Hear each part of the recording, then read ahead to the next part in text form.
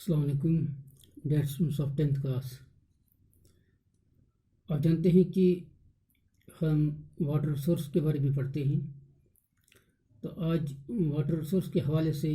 ہم جو ٹاپک پڑھنے جا رہے ہیں وہ ملٹی پرپز ریور پروجیکٹس ہیں۔ اور جیسا کہ ہم جانتے ہیں کہ واٹر جو ہے یہ ہماری بیسک نیسیسٹی ہے، اور اس کے بغیر ہم اپنی زندگی کے بارے میں اور تمام آرگنزمز کا اس زمین پر رہنا بہت ہی مشکل ہے، بلکہ ناممکن ہے۔ اور اس سلسلے میں ہم نے پڑھا کہ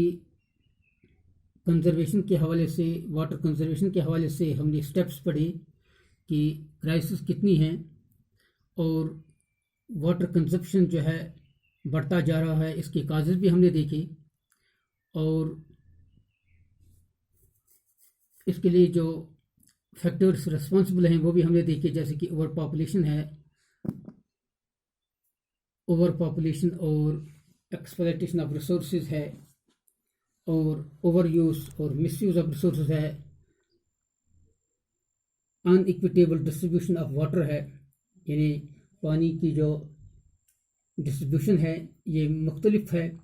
کہیں زیادہ پانی ہوتا ہے کہیں نہیں ہوتا ہے۔ تو یہ بھی کچھ چیزیں ہیں کہ جس سے پانی جو ہے ہر جگہ ایک ہی انداز سے ہر جگہ ہم انشور نہیں کر سکتے ہیں، بلکہ کہیں سکیورٹی ہوتی ہے، کہیں ایبنڈنس ہوتی ہے۔ لیکن اوورال اگر دیکھا جائے گا تو پانی کی زیادہ تر آج کے دور میں جو کنزپشن پانی کی بڑھ گئی ہے، اس کا خرچہ جو ہے پانی کا جو استعمال ہے زیادہ ہو گیا ہے آج کے اس انڈسٹریلائزڈ اس سوسائٹی میں، اور اس جو آج ہم دیکھتے ہیں ایڈوانس سوسائٹی میں جو پانی کی کنزپشن جو ہے یہ بڑھ گئی ہے۔ اور اس حوالے سے ہم نے یہ دیکھا کہ اس کے واٹر کے ریسورسز اور اس کے جو اس حوالے سے ہمیں کنزرویشن کے حوالے سے ہمیں کتنا محتاط رہنا ہے، اور اس بارے میں ہم نے پڑھا۔ اور آج ہم دیکھیں گے کہ ملٹی پرپز ریور پروجیکٹس جو ہیں اور ان کا کام کیا ہے، اور یہ ہمارے لیے کس لحاظ سے فائدہ مند ہیں، اور ان کے کچھ ان کے یوزز کیا ہیں، ان کے نقصانات کیا ہیں، اور کچھ خدشات بھی ان کے ہیں۔ تو ان حوالے سے ہم آج بات کریں گے۔ جیسا کہ ہم دیکھتے ہیں کہ انڈیا جو ہے یہ ایک رچ کنٹری ہے واٹر ریسورس کے حوالے سے۔ تو ناردرن ریورس جو ہیں یہ پیرینیل ریورس ہیں، یعنی یہ سال بھر چلتے رہتے ہیں، اور یہاں جو ہیں بہت بڑے بڑے جو واٹر پروجیکٹس ہیں۔ پہلے ہم دیکھیں گے کہ یہ جو ڈیم کیا ہے، یہ ملٹی پروجیکٹ ریور پروجیکٹس کیا ہیں۔ یہ اصل میں ڈیم ہوتے ہیں کہ ایک دریاؤ کے آر پار ایک باندھ لگایا جاتا ہے۔ اس باندھ کو اس کی ہائٹ مختلف ہوتی ہے، اور اس کو کنسٹرکٹ کیا جاتا ہے مختلف مٹیریل کے ساتھ۔ اس کی ہائٹ جو ہے ہائٹ بھی اس کی مختلف ہوتی ہے، اور جیسے کہ ٹمبر ڈیم بھی ہم کہہ سکتے ہیں، لکڑی کا بھی اس ڈیم کو اس کو ہم باندھ بنا سکتے ہیں، اس کو ہم بیریئر اور ایک رکاوٹ جو ہے پانی کے درمیان پیدا کر سکتے ہیں۔ اس کے لیے ٹمبر کا یعنی لکڑی کا استعمال بھی ہوتا ہے، اور امبینکمنٹ ڈیمز بھی ہوتے ہیں، یعنی کہ کبھی جو ہے پتھروں کے ذریعے سے بھی، یعنی جن کو ہم میسنری ڈیمز کہتے ہیں۔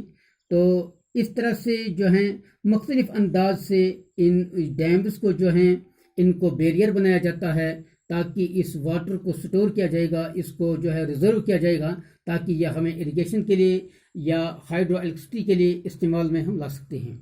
تو اس طرح سے ہم دیکھتے ہیں کہ یہ ہسٹوریکلی اگر ہم دیکھیں یہ ملٹی پرپز پروجیکٹس جو ہیں یہ انڈیا میں کوئی نئی بات نہیں ہے، بلکہ یہ پرانے زمانے سے ہی انڈیا کی روایت رہی ہے۔ بہت سے تقریباً اگر ہم کرسچن ایرا سے پہلے بھی دیکھیں گے تو انڈیا میں یہ ٹریڈیشن جو تھا، یہ جو ڈیمز کا ٹریڈیشن جو تھا اریگیشن کے لیے، یہ پرانے بادشاہوں کے دور میں بھی یہ جو ہے بنائے جاتے تھے۔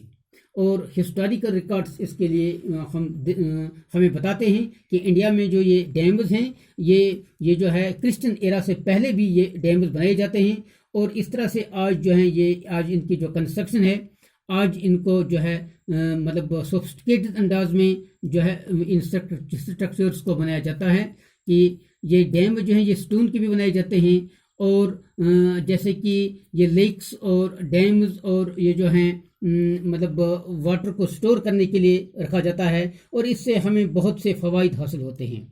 اور ماڈرن انڈیا میں ہم دیکھتے ہیں کہ یہ ٹریڈیشن جو ہے ڈیم بنانے کا یہ بہت ہی دریاؤں کے بیسنز پر، دریاؤں کے سورسز پر، دریاؤں پر یہ باندھ بنائے جائے ہیں. جیسے کہ ہم دیکھتے ہیں کہ باکھرا نمبل ڈیم ہے، جیسا کہ دیکھتے ہیں کہ ہم ستلج رور پر بھی ڈیم بنائے گئے ہیں، تو نرمدا پر بھی ڈیم بنائے گئے ہیں، اور مختلف دریاؤں پر جو ہے جو پیرینیئر ریورس ہیں ان پر یہ باندھ جو ہیں بنائے گئے ہیں. اور اس طرح سے یہ جو ہے یہ ڈیم جو ہیں واٹر اور رین واٹر کو سٹور کرتے ہیں یہ، اور اس کے ساتھ ساتھ رین واٹر کو سٹور کرنے کے ساتھ ساتھ یہ پھر ہم اریگیشن کے لیے اور الیکٹرسٹی کے لیے استعمال کرتے ہیں. اور ان کو ملٹی پرپز پروجیکٹس کیوں کہتے ہیں؟ تو پرانے زمانے میں ان کا ایک خاص مقصد ہوتا تھا، وہ اریگیشن تھا. اریگیشن کے لیے اس میں پانی سٹور کیا جاتا تھا. لیکن آج کے دور میں،